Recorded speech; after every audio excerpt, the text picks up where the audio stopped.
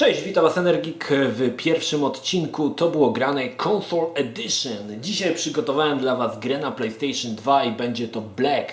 Jest to typowa mainstreamowa gra, ale dla osób, które nie miały nigdy konsoli PlayStation 2, a teraz mają w miarę mocne PC-ty, mogą się zapoznać z tą grą na emulatorze i muszę Wam powiedzieć, że jest to naprawdę świetna gra typu FPS. Samych gier typu FPS na PlayStation 2 nie było za dużo, a nawet te co były dosyć słabe. Żeby wymienić takie dwa tytuły, które najbardziej mi zapadły w pamięć, to zdecydowanie pierwszy Killzone, no i oczywiście Black. Wydany w 2006 roku, gra w tamtym czasie nie miała startu już do PC-towych produkcji, bo już chyba na rynku był nawet Far Cry 1, także to były troszkę zupełnie inne czasy, a jednak Stuart Black, główny projektant gry Black, stworzył perełkę na PlayStation 2 i pokazał, że gry, na których dominującą platformą jest PC, potrafią też wyjść na PlayStation 2 i potrafią naprawdę sporo zamieszać na rynku. Słuchajcie, Black, sama historia nie jest może jakoś skomplikowana. Wcielamy się w Jacka Kellera, który opowiada o 4 ostatnich dniach i o 8 misjach, w których brał udział.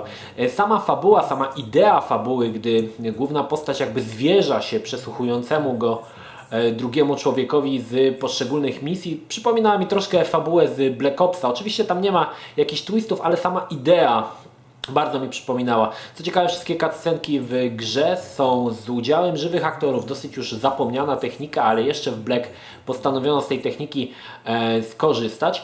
No i jak już powiedziałem, mamy 8 misji. To nie dużo, ale wierzcie mi, że misje są naprawdę długie i przejście czasami jednej planszy zajmuje tyle, co przejście połowy Call of Duty.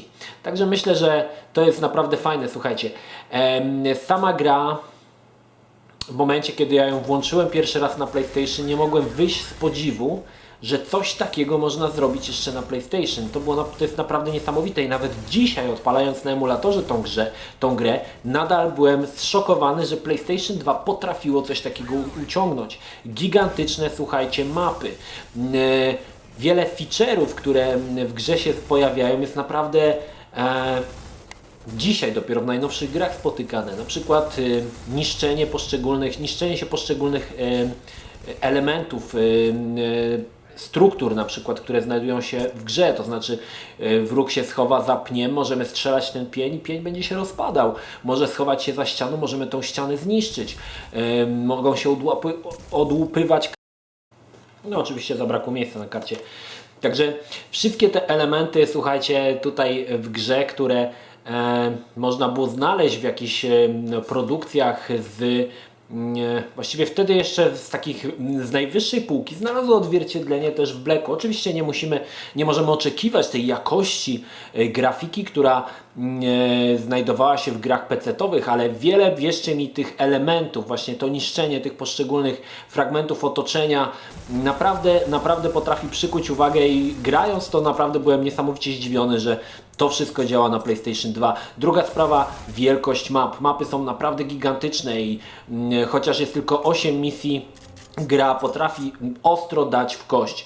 Jednym z powodów jest to, że nie ma tutaj tak zwanego quick save, czyli jeżeli nawet zginiemy gdzieś już w połowie misji, musimy zacząć misję od początku. Oczywiście autorzy w niektórych misjach dali nam łaskawie checkpointy, ale niemniej jednak gra jest dosyć trudna.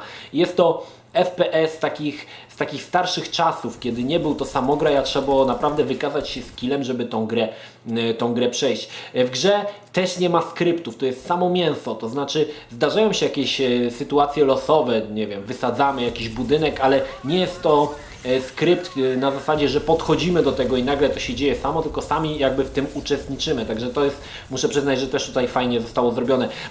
Odnośnie sypania się poszczególnych elementów, ja pokazywałem na filmie, gdzie jest emulator PSX-a, na przykład jak fajnie sypie się samochód. Strzelając samochód, odpadają mu drzwi, odpada maska, w pewnym momencie on zaczyna wybuchać. I tutaj dochodzimy do kolejnej fantastycznej rzeczy w Blacku, mianowicie wybuchy. Jest to najbardziej wybuchowa gra, w jaką grałem i strzelanie w poszczególne elementy, które wybuchają, chyba w żadnej grze nie sprawiało mi takiej radości. Tutaj wybucha absolutnie wszystko, gdy strzelamy w skrzynki, te skrzynki wybuchają, strzelamy w samochody, samochody wybuchają, wrzucenie granatu gdzieś, gdzie na przykład jest skrzynka z amunicją do budynku powoduje po prostu eksplozję, która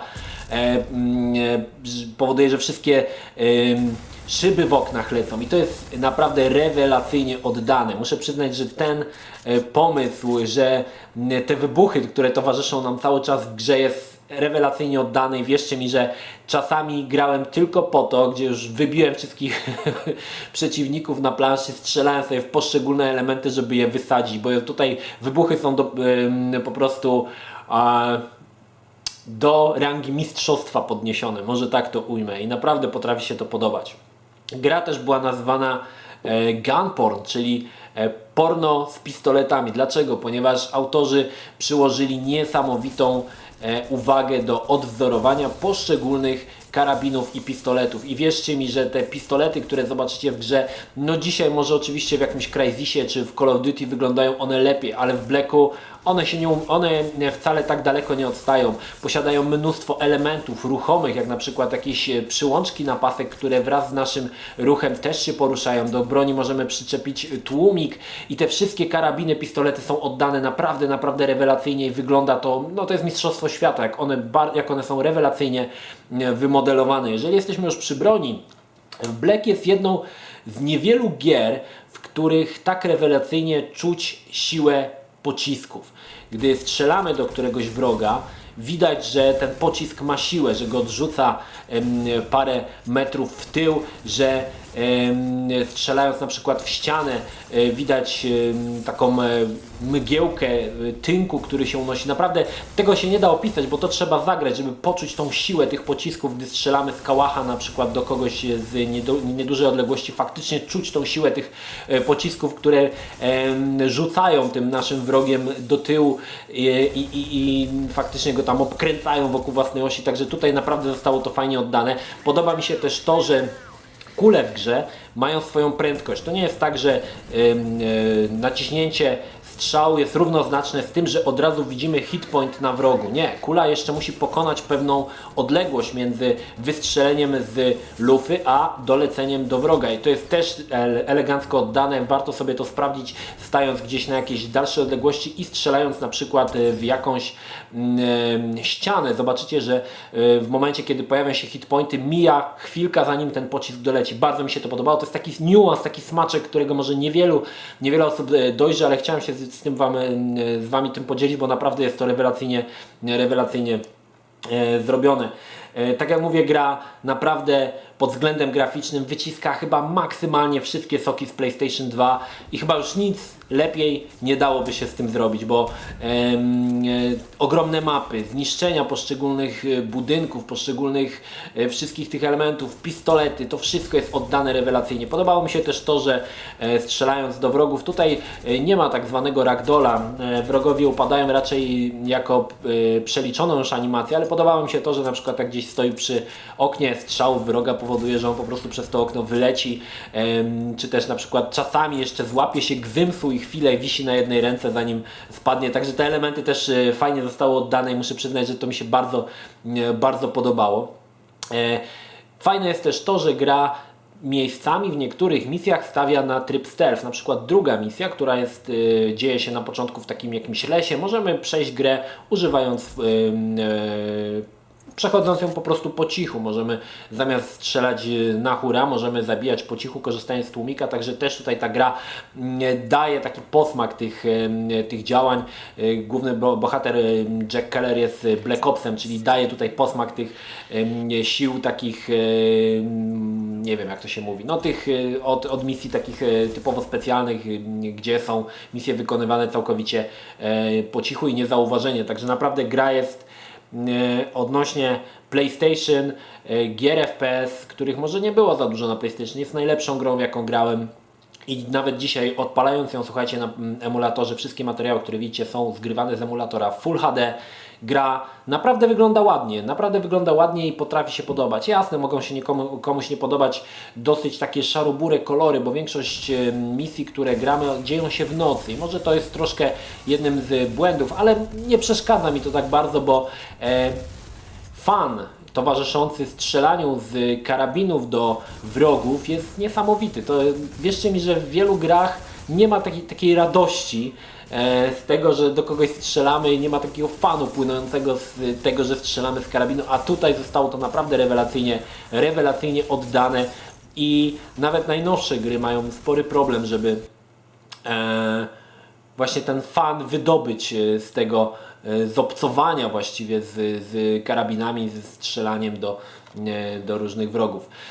Słuchajcie, gra aktualnie na Allegro kosztuje parę groszy, myślę, że za 3 dyszki można ją kupić, może nawet za 15. Nie jest to jakiś tytuł drogi jak większość gier na PlayStation, ale myślę, że warto się z nim zapoznać, szczególnie jeżeli nie graliście lub macie dosyć strzelanin, gdzie właściwie prowadzą Was za rączkę i gdzie strzelanie są naładowane masą skryptów, tak jak Call of Duty czy Battlefield.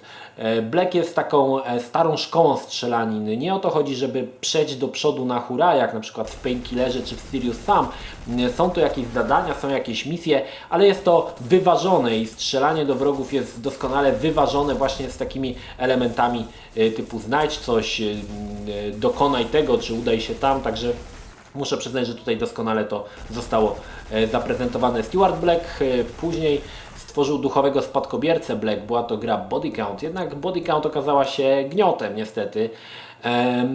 Myślę, że troszkę Stuarta Blacka przegoniła jego sława i hype na to, co też będzie się działo w Body Count, skoro w Blacku działy się takie rzeczy. No niestety nie udało się, a szkoda.